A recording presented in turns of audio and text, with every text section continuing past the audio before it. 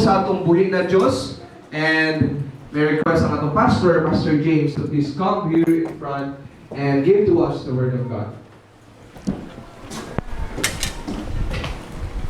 Amen. Thank you, Brother Ferlo, sa maong introduction, and thank you, choir, for that song.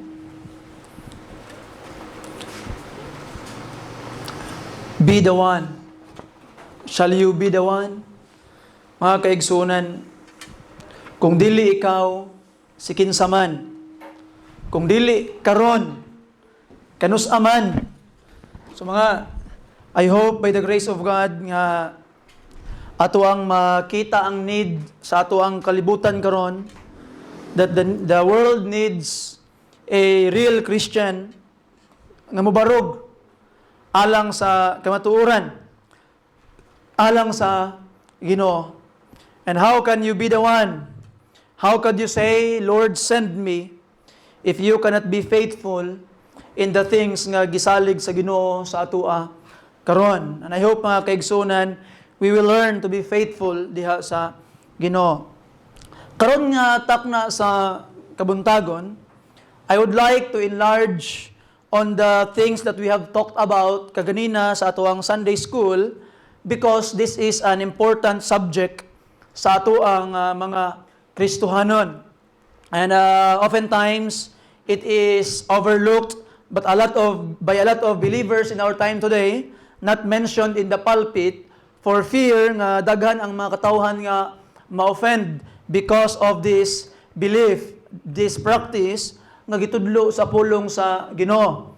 But mga kaigsunan, we need to talk about these things and try to show in the Bible kung unsa gyud ang gitudlo sa pulong sa Ginoo regarding the things nga atong paghisgutan karon. It is about dancing. We shall ask the question karon nga kabuntagon, is it good for a Christian to dance? Is dancing something nga dapat nga i-allow sa mga Kristohanon, especially in our worship? Can we incorporate dancing in our worship?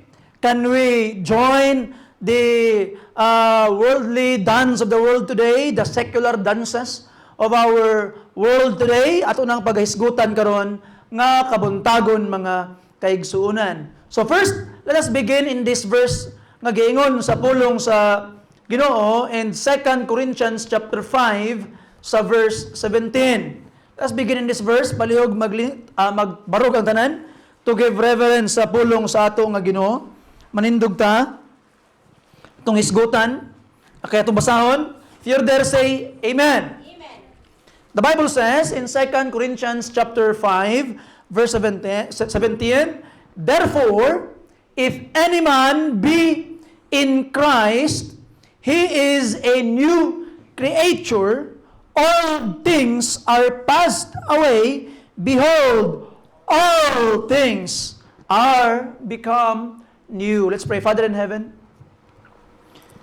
we thank you, Lord, because you have allowed us to know things about your book.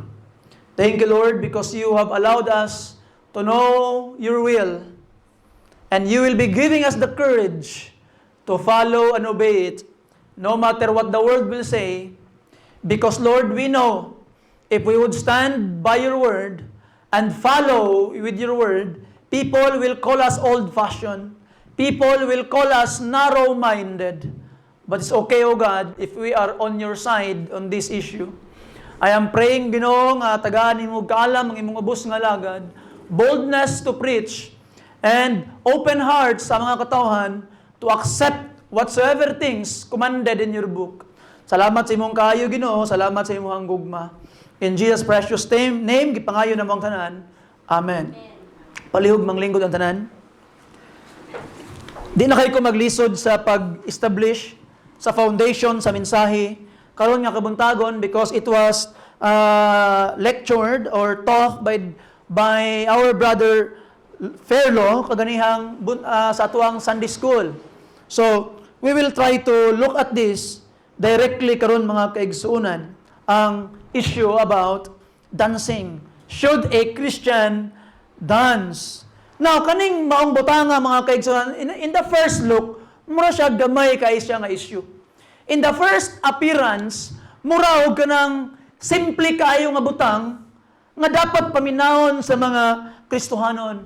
But it reflects our attitude to the Bible. Are we people who wanted to know the will of God and obey it? Or are we people who just wanted to listen to what we want to know and listen to what we agree and reject to those things nga dita kaangay?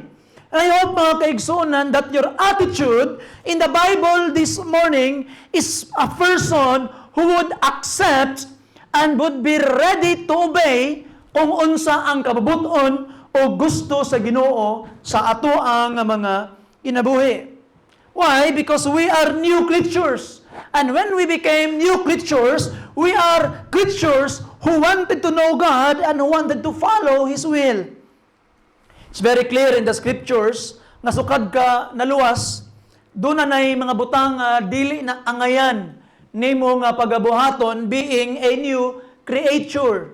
Kung tanawon nimo ang Bible in 1 Peter chapter 4, open your Bibles there mga kaigsuunan, ang giingon sa pulong sa Ginoo in verse 2 and verse 3, the Bible says that he no longer should live the rest of his time in the what?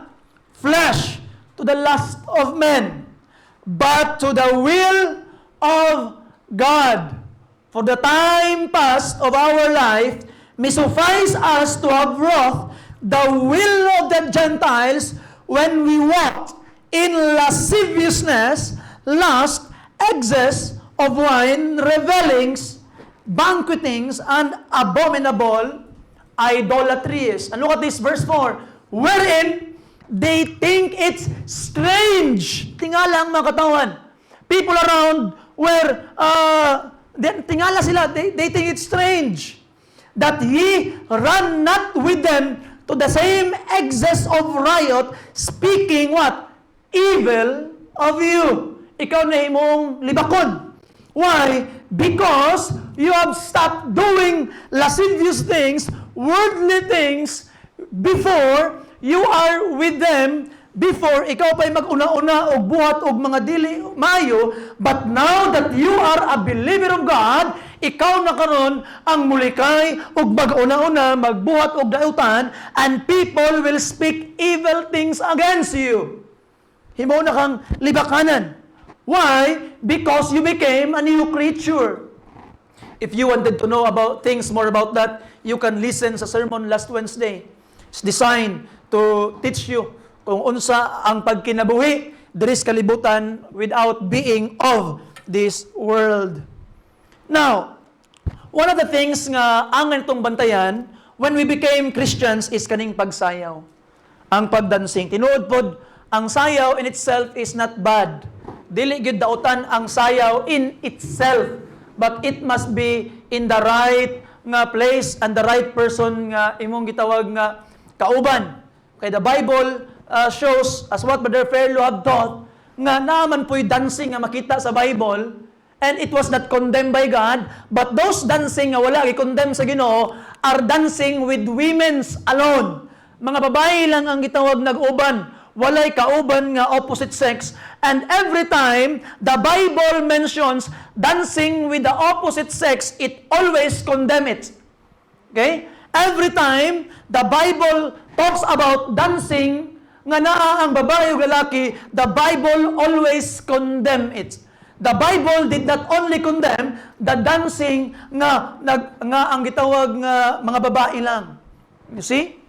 Now, ato ang gitawag nga makita mga kaigsunan that dancing is very, very dangerous, especially in the context of our time today. Tinuod gitong giingon sa usa ka pastor nga ang sayawan kuan lang nimog and mahimo nang sayawa. So tinuod gyud pod kay nga naman gamay lang si piyat, it could lead you to evil things which we will be talking about karon nga takna sa kabuntagon. So first of all mga kaigsunan, aton ning hisgutan ang lasciviousness.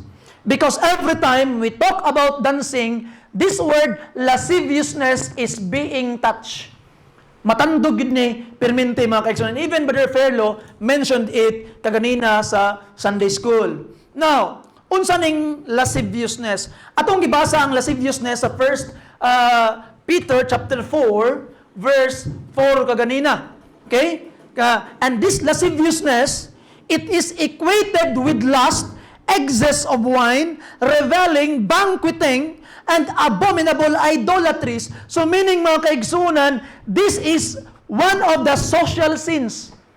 Okay? Nga atong makitaan sa atong katilingban karon as listed in 1 Peter chapter 4. But gimension gyapon kaganina ang Galatians chapter 5 verse 19. Okay? Now look at this. Now the works of the flesh are manifest, which are these: adultery, fornication, uncleanness, and one of all those things is lasciviousness. Lasciviousness. It is translated differently in the different translation of the Bible. Nag-translate ani og lewdness, nag-translate ani sensuality, debauchery, and licentiousness. So ato makitaan mga kaigsunan, it is translated differently in the Bible. Pero take note. I call these things kaning list diri sa verse 19, verse 20, o verse 21. I call these things symptoms of the unsaved man. Symptoms of the unsaved man. Mao ni ang sintomas sa usa ka tawo nga dili siya saved. When a person continue to do these things, ginapadayon gyapon niya buhat, claiming to be a Christian, kani nga tao is unsaved. Ngano man, kung basahon nimo ang verse 20, another list: envying, murders, drunkenness, revelings, and such like, mga susama ni ining butanga. Unsa man ni sila? Of which I tell you before. So meaning, giingon na ni St. Paul sa una, before. And the Bible says, as I have told you in time past. Sa ato pa, og kaniadto pa gyud gisulti na. So meaning, kaning mga butanga, ginabalik-balik, og sulti ni Apostle Paul sa iyang mga katawan. Nga naman, nga kinahanglan gid niya balik-balikon, og remind ang mga tao about these things. Why? Because, which do such things shall what? Not inherit the kingdom of God. You see? So, if this practice is in you until today, di ba naikalahian ang sala o ang pagpakasala? Christians, we can sin. Pero dili tagapadayon og buhat ani knowing that it is bad. Because that is sinning. You see, nato makitaan mga kaigsunan, if you do such things, then you cannot inherit the kingdom of God. And mga kaigsunan, if dancing is lasciviousness, now, it is a big issue. Kaya nga naman, it can be a sign that a soul is not yet saved if that person insists to do those things even though the Bible says nga dapat dili. Now, nganong nakaingon man ka pastor nga lasciviousness ang dancing. Not all form of dancing, but atong tanawon karon. Now, in the Greek word of dancing is aselgeia in the Strong's Concordance. In other Greek dictionaries, aselgeia, defined unbridled lust. Unbridled lust. Wanton acts or manners. Filthy words. Okay? Filthy words. Murag na-mention ni Brother Fairlo ganyan na kang tear first ang filthy words. Sayahang kwan. Okay? Filthy words. Look at this. Indecent bodily movement. Unchaste handling of male and females. So, muna siyang dictionary nga definition of dancing. Okay? So, indecent bodily movement, unchaste handling of male and females. Now, mga kaigsunan, I need you to use your imagination karon. What specific act of a person that fits the description of the definition of lasciviousness? At least one of it is dancing. You see? Indecent bodily movement, unchaste handling of male and females. The English word lasciviousness is defined exciting sexual desires, salacious. You see? So meaning, mga kaigsunan, anything which excite the lust, okay, of the flesh. Whether it is words, kaya giingon po the filthy words, whether it is words, bodily movement, unchaste handling, so those things are considered as lasciviousness. So ato makitaan, mga kaigsunan, that this thing is sensual things nga nahimong catalyst nga matrigger ang sexual nga mga butang nga mga senses sa usa ka tawo, and that is lasciviousness, mga kaigsunan. Now, atong makitaan that these things giingon sa Bible in Matthew chapter 7. Open your Bibles there. Mark chapter 7, I'm sorry. Mark chapter 7. Abrin ninyo yung mga Bible. The Bible says, in verse 21, pahingon sa verse 23. For from within, look at this, from within, out of the heart of men, proceed evil thoughts, adulteries, fornications, murder, theft, covetousness, wickedness, deceit, and what? Lasciviousness. So mga kaigsunan, lasciviousness in verse 23, all these evil things come from within and defile a man. So ato makitaan, mga kaigsunan, that a man can be defiled because of lasciviousness. Now, and every time nga naay mga dancing activities nga may tabo, most of the time, moadto kag cheerleading competition, moadto ka ning mga zumba, mga rumba-rumba, mga basta kay naibaba ang kadalasan. Most of the time, nga provocative ang mga sininaan sa ilang mga dancers. You see? Provocative. Provocative meaning, nasobraan ka mga siksi. Okay? You see? Now, sobraan ka mga, ano mo ha? How would you describe those things? Daring, sexy, seductive. So mga kaigsunan, gusto ka nga inana ang description sa imong anak? Hala, akong anak, sexy kayo, seductive kayo. Gunahan ka na?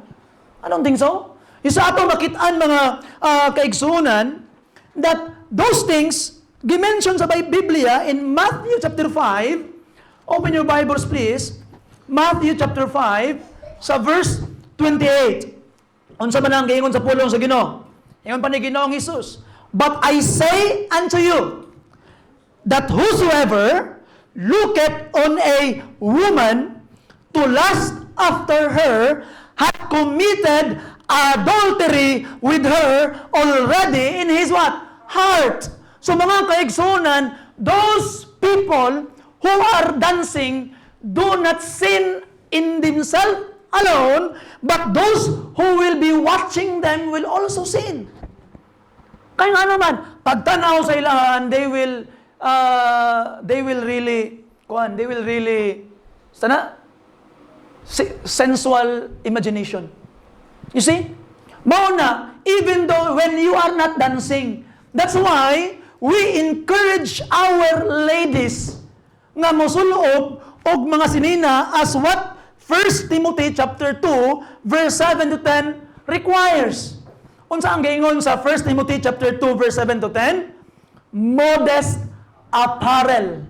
Okay, modest apparel. So we encourage our ladies to wear modest apparel nga naman because ikaw pwede mahimong hinungdan nga mahimong makasala ang uban nga mga katawhan. You can be a reason why people are going to hell. You see? So, mga kaigsuunan, na ay tao man yadto kay impierno, kay hilig kay ka magpasiksi, ganahan gana. Di po maayo, no? You see? And that is what the Bible says. You see? Kaya kung balikon mo mga kaigsuunan, ang giingon sa pulong sa Ginoo, after good pa, yun sa verse 28 ha? 28. After good sa verse 29, ano sa pulong sa Ginoo? And if thy right eye offend thee, pluck it out, and cast it from thee. For it is profitable for thee that one of thy members should perish, and not that thy whole body should be cast into what? Hell. So mga kaigsuunan, the sin nga tungod sa imong paglantaw sa imong isig kaingon, nakauna-una kag dili maayo, it is a sin nga makalabay sa tao sa impierno. So meaning, a lot of women today sending men to hell. And the other way around. You see? So that is why we must be very, very careful. See? In the Old Testament, mga kaigsuunan, sayon ra kaayo. Sa ato makong panahon karon, lisod na kayo na-explain ang modest apparel. In the Old Testament, sayon ra kayo i-explain ang modest apparel. Ano man? In Deuteronomy chapter 22, inani lang pa-explain. Okay? Deuteronomy chapter 22, mga kaigsuunan, in verse 5. Okay? If you're there, say amen.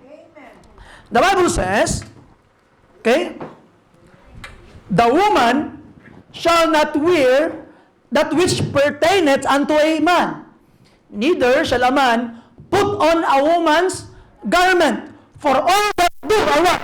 Abomination unto the Lord. Gikaligut-gutan sa Ginoo, abomination. Now, in the Old Testament, it's very easy to explain ang modest apparel. Ang mga babae, magsuot ng mga babae. Ang mga lalaki, magsuot ng mga lalaki. Bawal ang cross-dressing. So, ano lang. Kasimple. But in our time today, mga kaigsuunan, mura lisod na. Ano man, nahimo na ang mga unisex nga mga sinina. Nahimo na ang sagong klase-klase nga mga sinina. Di nakakabalo karon unsay pangalaki sa pangbabae. So mga kaigsuunan, when we try to understand this text, we need to go back to their context. Unsa man gyud ay ang mga angay pang lalaki o angay gitawag nga babae. You see? So ato karon gitawag nga makita mga kaigsuunan. Very easy. Kaniadto ang mga babae is nagapalta gyud. You see? Bawal gyud sa ilaha makitaan ang ilahang gitawag nga any part sa skin nga dili maayo nga makita. Just like sa mga dancer o rumba karon. You see? Na ato gitawag nga makita ang lalaki sa Old Testament lagi tawag nga trousers. Yes, natuloy katong dagko kay nga mga sinina katong pareha kang Jesus Christ, pero under ato na yung mga trousers ang lalaki. Okay? Actually, kung tanawon nimo ang pulong sa Ginoo. You see? So, klaro kayo nga ang lalaki naay pang lalaki nga sinina, babae naay pang babae nga sinina. Now, mo bitaw na kabantay man ang panultihon nga who is wearing the pants in the family? Who is wearing the pants in the family? Kabantay man ang panultihon. Ang meaning ana, who is the leader of the family? Who has the last word in the family? Kay the one who will be wearing the pants in the family is the father. You see? So meaning mga kaigsuonan, if muingon ka karon sa una nga if the mother is wearing the pants of the family, it means that the mother assumes the leadership of the father. You see? So atong makitaan, the very, very design, in the olden times, ang pants is pangalaki gyud. Ang gitawag nga palda, pang babae gyud. Kabalo mo, ano saan nagsugod? Nga ang mga babae gasuot og gitawag nga pantalon? After World War II. Nga naman, pag uli nila sa ilang mga nasod, gamay nilang iuli, dagagi na nga matay ng mga sundalo. Nangawala ilang mga bana, kinahanglan ang mga babae, they need to wear the pants. Why? To work in these industrial companies, to work with their own. Nga naman, para mabuhay ilang pamilya, kaya na nga matay ang ilang bana. Dito nagsugod, nga doon na nagsuot, nagpantalon ang mga babae. You see? That is what happened mga gitawag nga kaigsuunan. So in our time today, naatay mga exceptions. You see, paraning PE uniforms. I would choose na ako ang young people magsuot og jogging pants kaysa magpalda-palda, magdagandagan. You see, it's our protection. You see, it's our protection mga kaigsunan. But, when you are in the normal day, much better good na you use, gitawag nga, modest apparel. In special occasion, you can do or use the prescribed nga mga clothing for your safety in special occasion. But in normal occasion, you must choose to look as a Christian. So, ako lang gi-insert gamay. Why? Because it is connected mga kaigsunan sa atong mga pagsayaw. Kaya ang mga dancers, they need to use katong mga sinina nga mga provocative. You see? Now, may mas daghan mananaw karon. Naay nagsayaw-sayaw dito nga presentation unya tag-as kay mga sinina. O katong naay nagsayaw-sayaw nga mugbo kay mga sinina. Ay mas daghan mo tanaw. Ngano man? Kaya bisag kamo kabalo man di. Di ba? You see? Ngano man sexy? You see? Mas nindot gito tanawon. You see? Napay uban karon nga bag-ana-ana og kanang TikTok nga kanatoy mga uso karon. You see? Ang mga lalaki madugay tanaw ato. Okay labot ato ha. You see? So ato makitaan mga kaigsunan nga delikado. You see? It is something we must not practice to do. Unsa man day angay nga sulubon sa mga kabayin-an din ay. Tanawa gani ang ingon sa Biblia. In 1 Peter chapter 3 verse 1 paingon sa verse 3 mga kaigsunan, likewise ye wives be in subjection to your own husbands, that if any obey not the word, they also may without the word be won by the conversation of the wives. And look at this. While they behold your chaste conversation coupled with fear, whose adorning, let it not be the outward adorning of the plaiting the hair and wearing of gold or putting on of apparel, but let it be the hidden man of the heart, in that which is not corruptible, even the ornament of the meek and quiet spirit, which is in the sight of God of what? Great price. So mga kaigsunan, ang nindot di ay sulubon sa usa ka babayi is katong maayo nga pagkadyusnon. You see, mo to pinakanindot nga sulubon mga kaigsunan. You see? Now, ato karon makitaan as what we have seen that dancing always, okay? If not most of the time, always promote lasciviousness. You see? Kaya ato makitaan mga kaigsunan, the Bible limit sexual impression only to married couples. And be it tuldok. You see? And ato makitaan mga kaigsunan that dancing promotes sex. It is wrong to lust for other person. It must therefore be wrong to arouse lust in other persons. Now, na-mention niyo de Perlo ganina about the secular thinking sa dancing. Pastor, grabe mabugay ka nga na-reminded na mabugay ka, muna na imong pagtanaw sa Bible. Sing mo ka sa kuha ba? So itong tanawan karon ang secular thinking about these things. Na-mention ni Brother Perlo ganina, Brad, balik ko basa to, Brad. Na yung microphone dito, Brad. Basa ko to si Jagger, si Jagger ba to? Ato, kada Brad, kada. Basa, Brad. Mick Jagger, lead singer of the Rolling Stones, said, "All dancing is replacement for sex." You see? All dancing is replacement for sex. You see? Now, nabog ko rin. It is Encyclopedia Britannica, The Art of Dance, Volume 5, page 455 to 56, 1979 edition. Tanawin mo, fundamentally, both age groups are enjoying the pleasure of dancing in their own way. The end product is doubtless the same. Physical pleasure in the activity of dancing and sexual awareness of the partner, whether embraced or half consciously observed. Collier's Encyclopedia, Dance, Volume 7, page 683. The social dance has usually the result of joint physical exuberance and sex stimuli. Okay? Dance We Must, 1938, page 6, lectured by Ted Sean. Another motive for the dance is the sexual motive. The dance has always been used as a means of expressing sexual desire and as means of wooing. We find the same sex motive in the modern ballroom dance, which has now degenerated into dull and stupid forms, but it is a legitimate opportunity of contact. Another one, The Joy of Sex, Alex Comfort, page 162, 1972. All ballroom dancing is in pairs, looks toward intercourse. In this respect, the Puritans were dead right. The development of non-contact dances was come about because one doesn't now need a social excuse to embrace a girl. But as an excitant, it need not involve contact at all. In fact, dances like flamenco or the twist are far more erotic than a clinch because you aren't too close to see one another.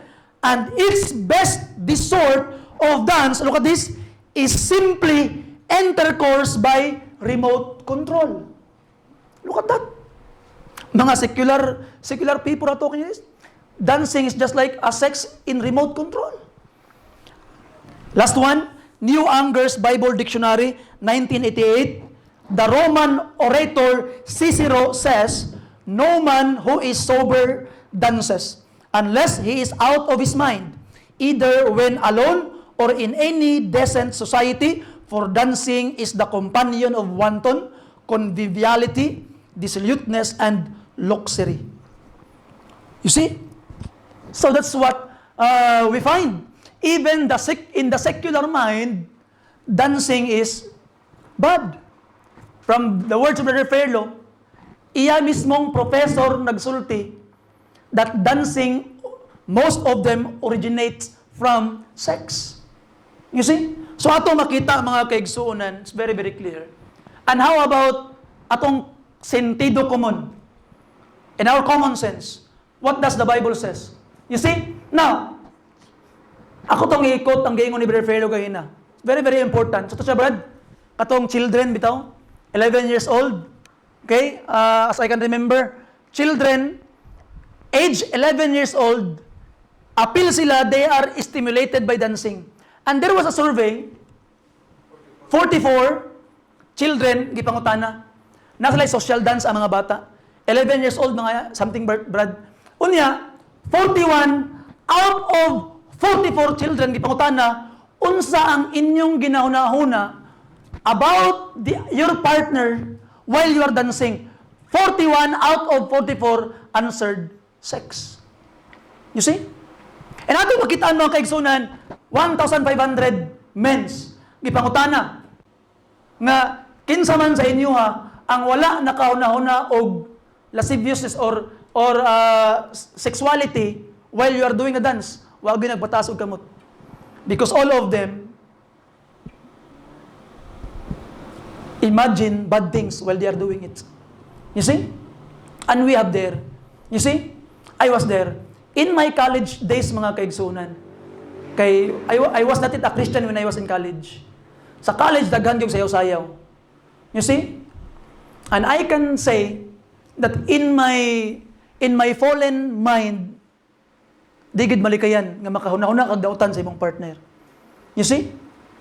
Ngano man gyud mga kaigsuonan nga pag naay dancing activity sa gitawag nga mamantiyan ako, naay dancing activity sa amoa sa una. Tanan nga mga bugoy-bugoy nga mga kauban present permi. Pero naami sulaton nga mga kuan, dugay kay mga but, di mga adto. Pero katong dancing ganing partner mi sa mong maestra, present per me. Why is that? You see? There is something in dance nga nagahaka og pressure. Samot na sa amo nga mga lalaki. You see? So ato makitaan mga kaigsuonan that even common sense will say it. You see? Now, na-mention ni Brother Perlo ganina, it is also reason for jealousy. Nagkatawa lang ako sa una-una ba? Nga naman, ni Brother Perlo, kay makitaan daw nimo imong asawa na ilaing partner kasayaw, labi na gwapo, masuko gid ka magselos ka. So ang moral lesson, kung mangita mong sayaw, pangita mong pangit nga ka-partner. Ang moral lesson, pangita mong pangit nga partner, para dili magselos niyong bana. So ayan na, rabad. So man akong utok nga, abot lag, bitaw. But mga kaisan, it's true. You see? It's true. Imagine your husband or your wife dancing with someone. You see? Ay, galig son. Di pwede. You see? Why? Because even common sense will show us nga dili siya maayo. Kagayon ng buntag, kay gabi imang good, ang internet, wala, kay burnout, nag-search ko gamay about dancing. I have come across to a, mura bitawag sa kapari, sa New York. Kay sa New York, it was in New York, o sa kapris, di ba kay gapangumpisal man ng mga tao sa pari. And then, 90% of the reason of adultery sa confession sa priest adtong mga babae nga nakakommit og adultery, 90% of them is nagsugod out of dancing. Nagsugod. So ato makitaan mga kaigsuonan that it is something dapat atog yung bantayan. Something mga kaigsuonan nga atog yung likayan. As what I have told you kaganina, nga 9 months after the prom dance, daghan kay maduga nga bata sa orphanage. And that's a big problem. Mga kaigsuonan. You see? Now, ato lang tawon karon. If that is very, very problematic, that's why we are trying to teach Christians nga mulikay niya na. Kaya nga naman, it will encourage lasciviousness imong kasing-kasing, to which, ingon pa ang pulong sa Ginoo, those who practice it shall not inherit the kingdom of God. So, importante kayo siya nga itong istorya simbahan, nga naman, ang issue dili ang imong lingaw, ang issue dili imong kaluwasan mismo. You see? Now, ato makitaan.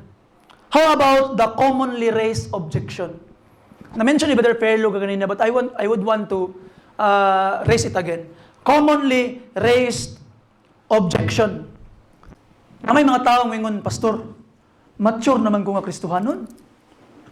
Kanang dancing para sa kuwa, dili naman ko maapektuhan, ana. You see, I am mature. I can control myself. I will not react in the way that those people react. Kaya I'm mature. So, you see? I mentioned ni Brother Perlo kanina, we must not fight against temptation. We run from it. You see? Kung sa may gihin mo ni Joseph, nidagan siya from Potiphar's wife. Kung sa may giingon ni Apostle Paul, flee from youthful lust. We are not supposed to fight against temptation. We flee from it. Munang gitudlo sa Biblia. Now, how about those people nga moingon nga I am not turn on nga mga klase nga mga butang? I am a mature Christian. So for the sake of argument, let us assume strong yun kayo kaning maong tawhana. Let us assume that this person is very, very spiritual, that those kind of things di na gyud makapikto sa iyang una-una o sa iyang kasing-kasing mga kaigsuonan. But dancing involves not only one person. You see? If you would dance inside the privacy of your home, ikaw ra isa, there's nothing wrong with that. Kaya again, mahimo lang dautan ang dancing because of the result nga mahitabo sa imong unahunag, sa imong kasing-kasing. Mao bitaw na, if the husband and wife inside the privacy of their house, walay laing mulantaw nila, they dance together, there's nothing wrong with it. Kaya nga naman, they have the license to do it sa ilang mga kaugayon. They are married. You see? But if someone is observing you, then that's bad. Dili siya maayo. So mga kaigsunan, if you can control yourself, how about your partner? Are you sure your partner can control himself? Are you sure that your partner can control herself? You see? And ato makitaan mga kaigsunan, very, very murag delikado kayo.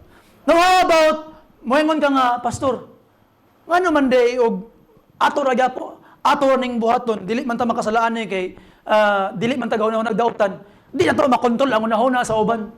Pasagdi ra gud sila magunahuna silang mga kaugalingong unahuna. Di mo siya pwede. Nga naman, kay giingon sa Biblia, we must not be a stumbling block. You see? In Romans chapter 14 verse 13, tanaw ang giingon sa pulong sa Ginoo mga kaigsunan. Romans chapter 14 verse 13, let us not therefore judge one another anymore, but judge this rather, that no man put a stumbling block or an occasion to fall in his brother's way. So don't be a stumbling block, mga kaigsunan. Otherwise, we fall into grave condemnation. In Matthew chapter 18, open your Bibles there, verse 6 or verse 7. If you're there, please say amen. Matthew chapter 18, verse 6 and verse 7. If you're there, say amen. But whoso shall offend one of these little ones which believe in me, it were better for him that a millstone were hung about his neck, and that he were drowned in the depths of the sea. Woe unto the world because of the offenses, for it must needs of that offenses to come. But woe to that man by whom the offense cometh. You see? So mga kaigsunan, kung mahimo kuno kang kapandulan sa imong isig kaingon, mas maayo pa kuno nga hiktan ang imong liog og milstone dako kay nga bato og ilabay kas lawod, lumsan ka.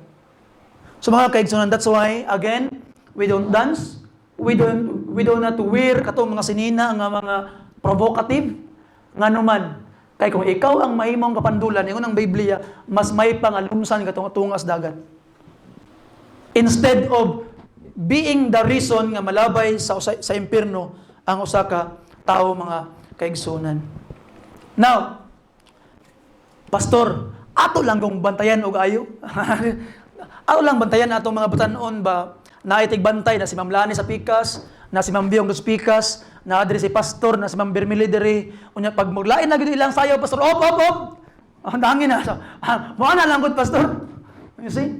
In the first place, kung kinahanglan bantayan, meaning di maayo. Kaya kung okay ra, anong kailangan naman bantayan? Di ba? So, kung bantayanan, delikado.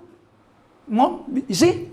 So, a very, very simple thing ato ang gitawag nga makita, mga kaigsunan. And ang mga tigbantay, dili nila makontrol ang hunahuna sa mga tao ngayon, Paul. You see? And ano ka, pastor, gwapo mo na nga exercise. Exercise ra gud, di ba? Exercise ra gud ni. In a way, walay dautan. Mag-exercise ka, sulod sa imong kwarto, panirado. Pagsayaw dito. Kaya again, mahimo lang dili maayo ang dancing if it will result to lasciviousness, and mahimo ang kapandulan nga sa mga tao naglantaw sa imong sexual things. You see? At sa imong kwarto, pagpasingot dito, baala ka. You see? Pero mas stroke ka dito, wayo kabantay nung takam ka. Mo na. Okay. Delikado biya mag-exercise, mga kaigsunan. Labi na gidara na ka, mas stroke ka, magbantay gid, dapat na magbantay nimo. So bottom line, di na gid maayo. You see? Na tawno nga sud gyud kaayo. Pertigyud gitawag nga lisura. Inani ha. Kami man gid sa una, athlete man gid mi. Athlete. Unya, kasagaraan sa akong mga amigo sa una, malipay gid sila kung ang Pikas room is kanami tang room bitaw sa swimming swimming bitaw sa mga swimmer bitaw, malipay kayo. Na ay mga kaubanan sa una nga ala panggisian gid tong mga kuan kay manglili didto sa mga swimmer. You see? And daghan kaayo kog mga kaila sa una. Pag nagani ka ng mga kanitong mga kompetisyon, ganahan kay sila moadto sa volleyball court. Ngano ka? You see? Because sa mga sininaan. So mga kaigsunan, delikado gid kayo. Ito, dancing is a good exercise, pero diba, exercise po ka, ayaw po pagsuot atong mga di maayo nga mga butang, oy. You see, mundagang kay mga Kristohanon karon nga kapadayon ibog practice ani, di man gasimba, di ba tudluan. You see? Na ato makita mga kaigsunan, we must be very very careful. Because when you became a Christian, you must not just consider yourself. I-consider po ang ubang mga katawhan mga kaigsunan. You see? In the Bible, there are a lot of dancing. Dito sa Egypt, agawas nila, mga babae lang tanan, silang Miriam. Pag abot sa chapter 32, nagsimba sila atong golden calf, nagkaubo-hubo sila, gi-condemn sa Ginoo. A lot of dancing sa Bible, mga kaigsunan. Si John the Baptist, tanawa kang John the Baptist, mga kaigsunan. Di ba si Herod?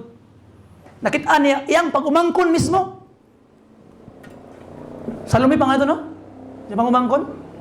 Si Salome. Pag-umangkon niya mismo. Okay? Kaya si Herodias, asawa ni Philip. Unya si Philip, igsuon ni Herod. Ang gibuhat karon ni Herod, giasawa niya, ang asawa sa igsuon. Unya kay kani si John the Baptist isog man kayo. Herod, di man na maayo ang imong gibuhat, nganong giasawa man nimo ang igsuon ay ang asawa sa imong igsuon. Tungod ato, gipreso karon ni Herod si John the Baptist. Okay? And pagkapriso ni John the Baptist, Matthew chapter 14, Matthew 14, pagkapriso niya, si Herodias, perting sukuha kang John the Baptist. Tungod sa gibuhat niya pagbadlong kang Herod. Kay tungod ato, ang ilang paghinigugmay na putol. Kasi kita ko magrespeto si Herod kang John the Baptist. Now, adlaw sa birthday karon ni Herod. Uban ang mga kauban. Din ako basahon na, gibasa na ganina ni Brother Ferlo. Matthew chapter 14. Ang naitabo mga kaigsunan karon, si Salome, grabing sayaw-sayaw sa tubangan ni John the Baptist. Ni Herod. Nakapanguros John the Baptist yung na-appeal mang kulya. Ni Herod. And the Bible says, Herod was pleased. Now mga kaigsunan, unsay punto ato? Because of the dancing of that daughter of Herodias, nakahimo karon og desisyon si Herod nga dili niya buhaton kung dito niya makita. So meaning, men will think bad things and men will decide some things nga dili maayo because of those things. You see? So atong makita mga kaigsunan, seductive kayo ang nahitabo kang gitawag nga Salome. And as a result, ana din sa ikuan nga, ma, ingon pa ni Angkol mag-umangkon niya. Hanggang pang-umangkon niya mismo. Magkaway batasan. You see? May itong ingon ni Pirlo ganina nga, pasayawang kasi mo ang Angkol na kanyang 5. Layo ra kay ito. You see? Na atong ang nahitabo mga kaigsunan, ma, ingon ni Angkol ba kay katunga daw siyang gingarian, ihatag niya sa kuha. Muna akong mangutana kang Herod. Nga Herod, aman nga part sa katunga sa imong gingarian ang ulong John the Baptist. Nganong na-appeal man niya. Pero ang gingon ni Herodias, ingna siya nga pangayua ang ulo ni John the Baptist. And because of it, nakasaad si Herod, nagmahay siya, kaya dako siya respeto kang John the Baptist actually. Tungod sa iyang oath, iyang gibuhat. Kaluoy ni John the Baptist namatay tungod sa ayaw. Delikado ni mga Baptist ang matay tungod sa ayaw niya. Delikado mo, bitaw, binuang lang. You see? So atong gitawag nga makita mga kaigsunan, it's very, very dangerous. You see? That's why we must think twice if we will join in this kind of activities. That's why, amping ta mga kaigsunan. It's wrong to lust in our hearts. It's wrong to conduct our bodies to excite ourselves and to excite the sexual stimulus of others. So mga kaigsunan, that is called lasciviousness. And that is the reason why Christians must not engage themselves in these lascivious activities. You see? Kay didto masukod ang imuhang gitawag nga kaluwasan mga kaigsunan. Now karon, I will try to end the message karon. Let's skip karon sa dancing. Sa sayaw. Kay di lamang kay sayaw ang atong ginisgutan mga kaigsunan. There are a lot of things sa kinabuhi sa Kristohanon nga pwede niya nga ginabuhat nga kabalo siya nga mali. So ang ginatudlo sa Biblia mga kaigsunan, ginabuhat nimo ang usa ka butang, kabalo ka nga mali, ginapadayon nimo without any effort to make it right. See again ha, kung karon, you are doing some things, kabalo ka nga mali, without any effort to make it right, then that is a sign or a symptom that you are not yet saved. Kaya ngunang bulong sa Ginoo, those that do such things shall not inherit the kingdom of God.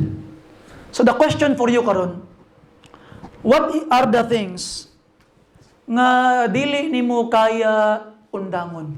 Siguro sa muubas moingon ka, pastor, akong pagpanigarilyo isod kay undangon, pastor, kabalo kong mali, pero murag mas pilion pa na ako nilabaw sa Ginoo. Siguro ang imong pag-inom, siguro ang imuhang sugal, siguro ang imuhang gitawag nga mga daotan nga binuhatan, siguro ang imong pagkalibakiro, siguro ang imong pagkatsismusa, siguro ang imuhang gitawag nga pagganaw o ganahang sana mga salida nga dili maayo.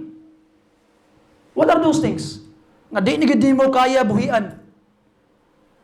It can be a sign na dili pa kaluwas.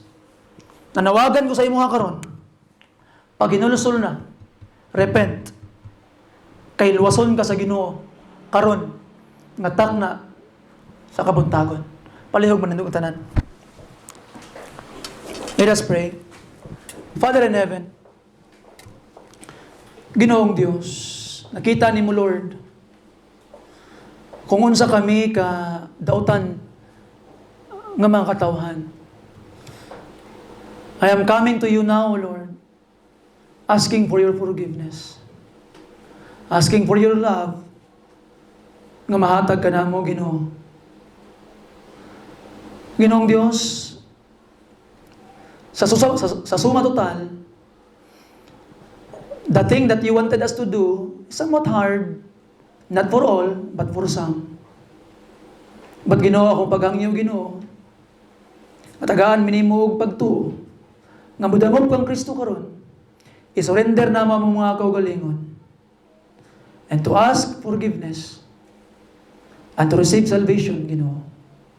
Salamat kay Ginoong Dios, kay matinabangon ka, maluluyon ka, o mahigugmaon ka. I am praying, Lord, that you would bless and you would give grace sa among mga relationships, sa among mga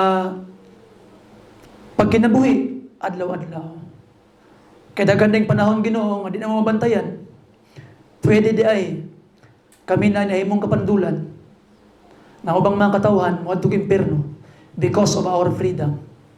So Lord, I pray that you would open our eyes and minds, that we would choose to obey you. Karong umaabot nga eleksyon, Ginoong Dios, daghang kay magpapili. Daghang kay mga kandidato magpapili, Ginoo. Pero sakit pa malandongon. Daghang mga katawhan, dili mo pili sa imuha. Tuod man karon, daghang mga tawo mo nipili nimo, Ginoo. That's why, Lord, I pray, remind us by your Spirit, convict us that we need to choose you. Salamat sa magtubag sa mga pag-ampo, ang mga paghangyo. Sa ngalan ni Jesus, ipangayo na bang tanan. Amen. We will have an invitation, mga kaigsunan, palihog.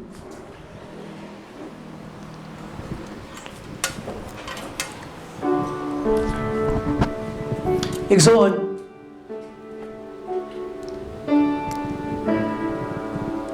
kumusta man ang imuhang kinabuhi karon? Maybe dancing is not your problem. Maybe it's not a problem for you.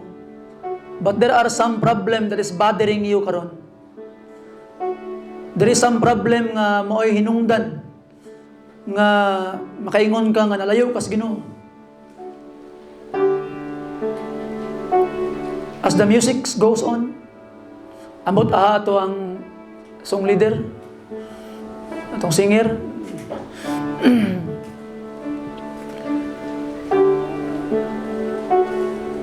You can come.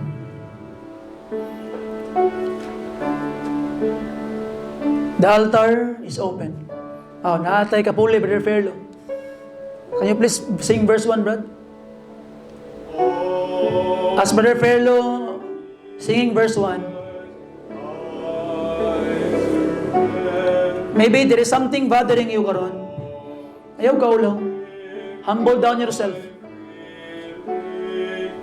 Come to Jesus. Duol diri sa tubangan. Kneel down and surrender to God.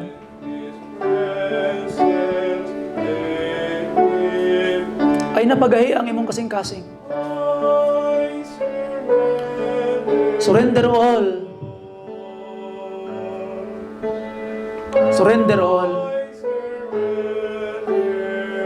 Ayaw ibaylo ang imong kalag, mga kaigsunan. Sa mubong na kalingawan nga imong maangkon sa kalibutan. Dolo ipaubos ang imong kaugalingon. Surrender to Jesus. As we sing verse 2, maybe igsuon, there are things nga gusto nimo istorya sa Ginoo. I don't know what it is. Things that are bothering you. Na kay gusto ginapangayo sa Ginoo. Na isala nga imong nabuhat nga gusto ka mangayig pasailo sa Ginoo. The altar is open for you. How about you? You come. Verse 2, please.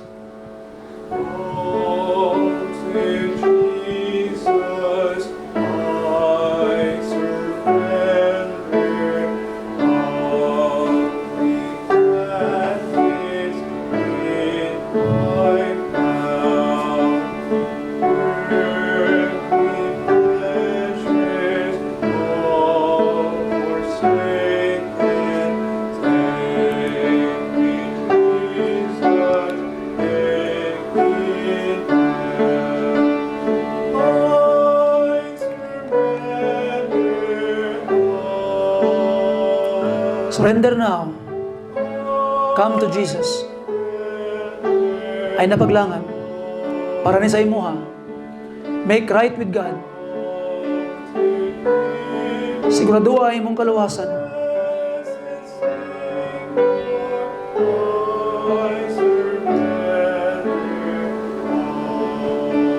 As we sing the last verse, it's for you. You come to Jesus now. Whatsoever thing ang imong gusto daloon sa tiilan sa Ginoo, maybe you think that you have curse, bring it to Jesus. And He will give you rest. Last verse please.